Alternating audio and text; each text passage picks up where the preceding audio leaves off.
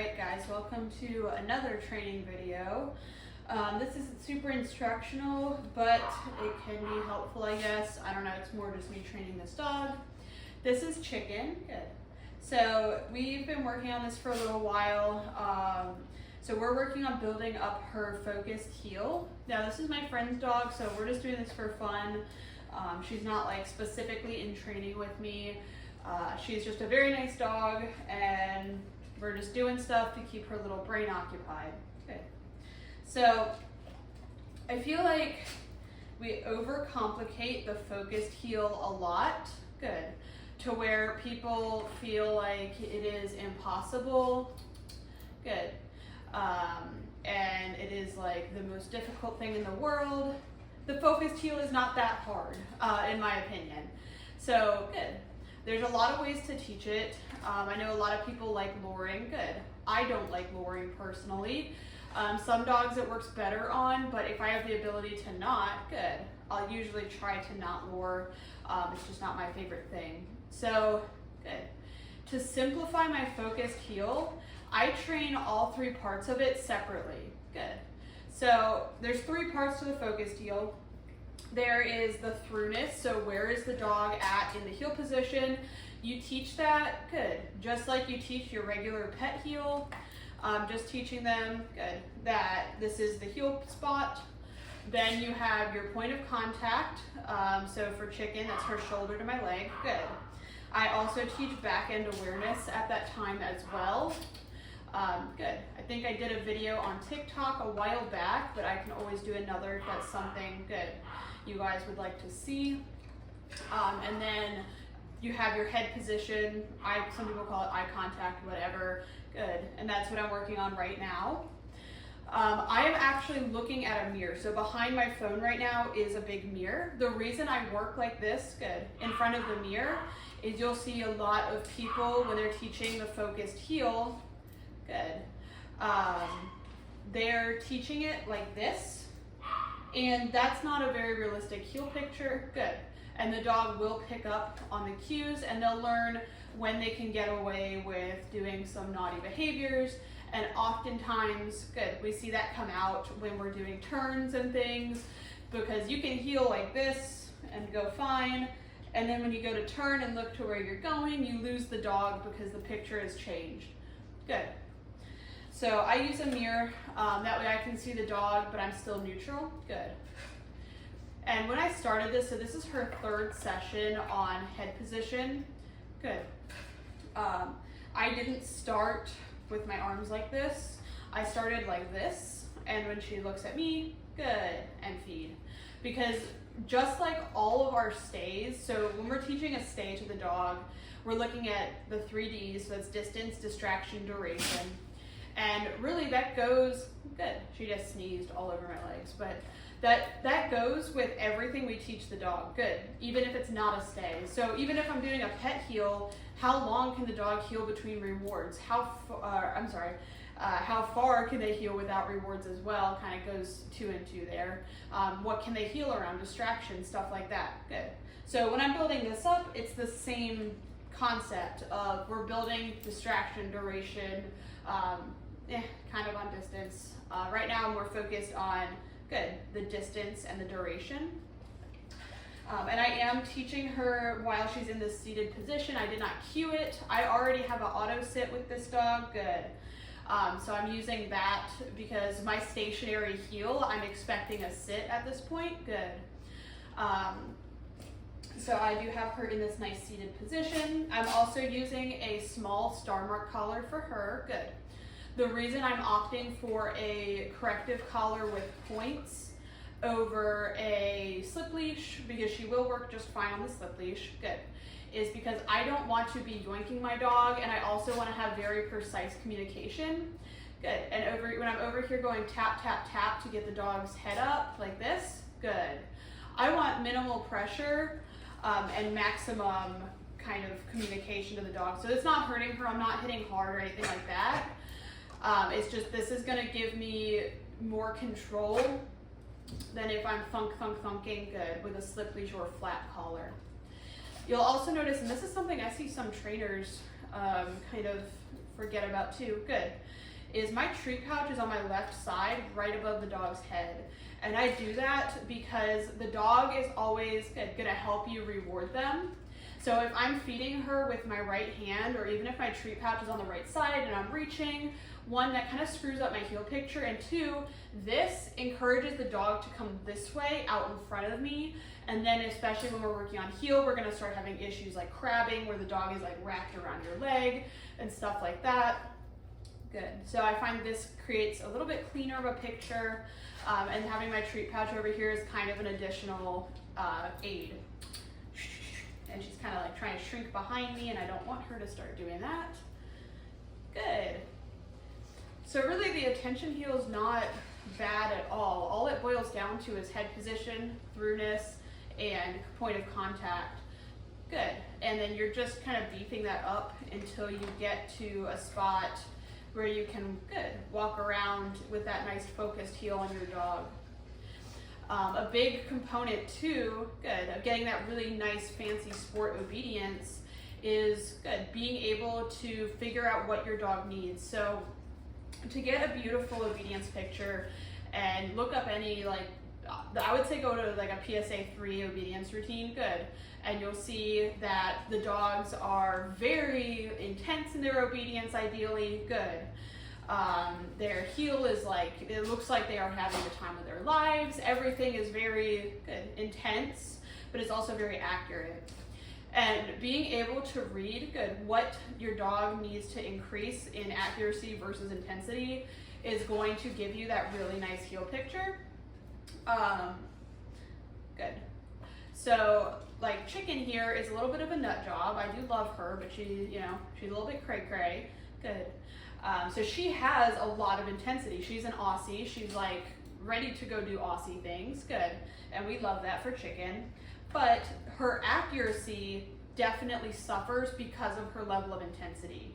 So if I have a speedy dog like this, I know I'm gonna need to work on my accuracy. Good. And if I have a dog like my my black golden retriever mix Gracie, who she has, you know, she's pretty level-headed. She's a really nice dog. Good. And I'm not just saying that because she's my dog. Not that this dog isn't nice either, but she needed to up that intensity. Good. So it's a balance of creating intense behaviors and excuse me, creating accurate behaviors as well. Good. So stuff like this, where we're really being boring and just standing in front of the mirror, and she's like crazy toy driven. If you pull a tug out, she will shred your legs, getting crazy for it, which I allow her to do because I'm fine with that. That's a personal preference. Good. But having this accuracy first before I bring intensity to the behavior for this specific dog, that is very important, because otherwise my heel is going to be sloppy, my dog's going to be everywhere, and she absolutely has the intensity already. Good. So I'm not too worried about bringing that up. Good. And most of your working dogs are going to have that good bit of intensity. If you look at a Malinois, good, you could, you know, don't obviously, but you could like beat the crap out of that dog in a training session. Not that like I have or would, etc. But good. And that dog is always going to have that little bit of intensity. They're always going to have that little bit of hope. That's just how genetically good they're built for like a good high drive working dog. Then you can take like a dog like Gracie, good, and if I like beat the crap out of her in a training session, you're going to be able to tell for sure. You know, you'll see, if you ever see online videos of dogs and they're doing the obedience, good, they're doing the things that they're supposed to do, but they look very flat. Good. They're just going through the motions. Maybe their tail's just down. They're like, okay, I'm here, I'm doing it. That dog's avoiding punishment. Good. So that dog has good accuracy and low intensity. So it's a balance of having both, and it's kind of always a little bit of a tug of war. Good. For the most part, of creating that perfect balance. Good. But ideally we want the dog to look like they're enjoying the behavior. We want them to genuinely enjoy it. We want it to be very nice and solid. So you do have to kind of balance good correction with reward and figure out where your dog needs to fit good to have that good quality of behavior and everything else. Good.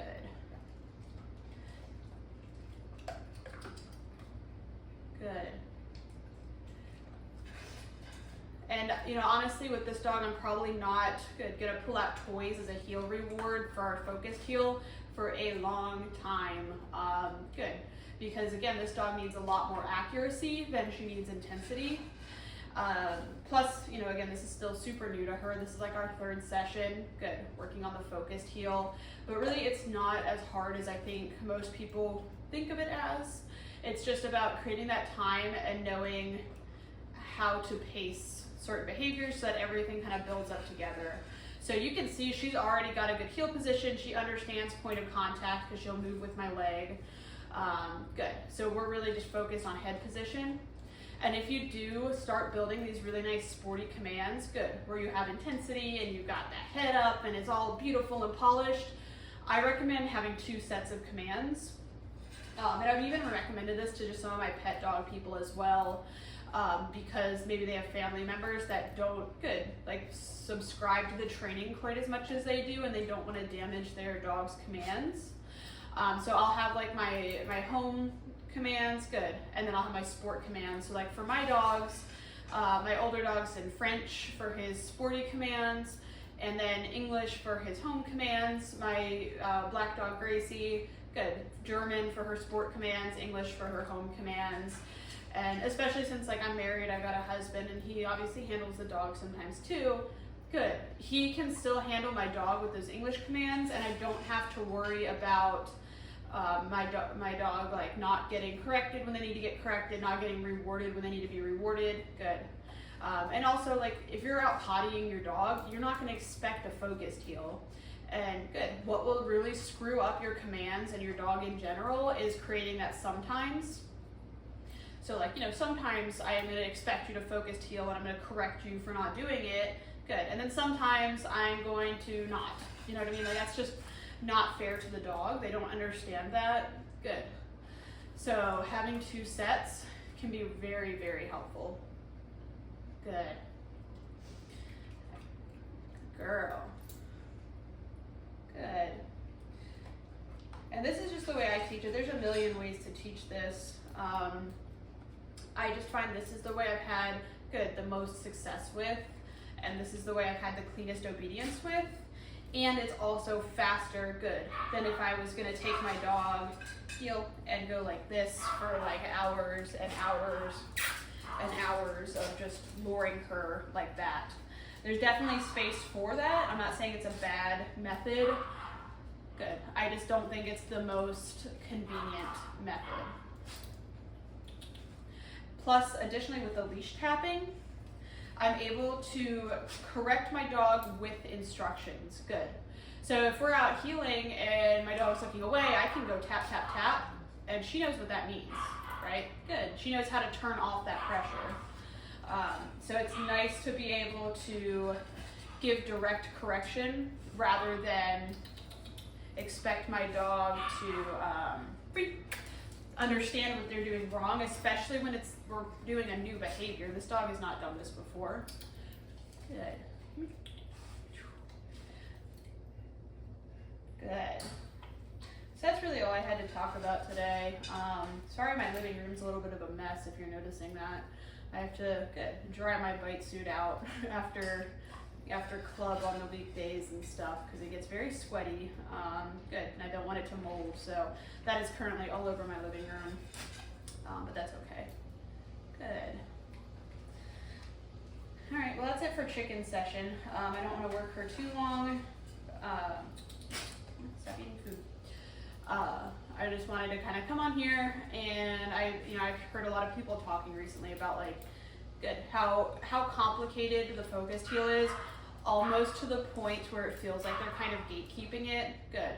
And here's my take on that is if my little off-breed golden retriever mutt who did not have an ounce of toy drive when I got her and was scared of everything and was just generally kind of not a great dog, good. When I got her, not that I don't love my Gracie, I'm talking crap on her now, but good. If she can get to the point where she's doing that focused heel like she is, and has come such a long way. Like, she has toy drive now and everything. I don't think that there's anything good that's too difficult to a dog. I think it's just up to the handler, to be patient, understand that training is not linear. You're going to have bad days, there's going to be, like, if you have a dog reactive dog, there's going to be times that they react. Like, there's always going to be bad moments. And especially when it comes to the focused heel where you're expecting such a precise picture, you need to be ready to be understanding that the dog is indeed just an animal. They don't do things out of spite. They don't understand that they're deliberately doing things wrong. And just, make sure that you're not getting overly emotional about the training session, and being able to be patient and wait for everything to get how you want it to be in the dog's time, essentially.